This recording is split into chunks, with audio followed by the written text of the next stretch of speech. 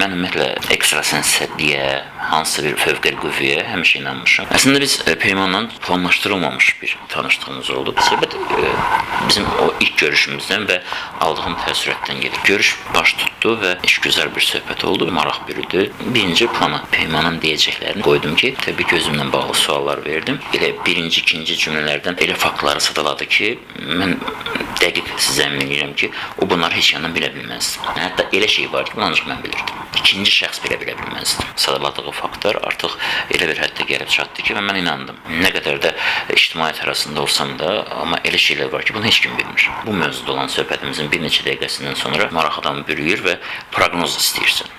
Çox soyuqqanlı onun proqnozlarını yadımda saxladım. Çox qısa müddətdən sonra baş tutmağa başladı. Sanki elə bir o qrupdur. Və dediyi proqnozlar addım-addım baş tutdu.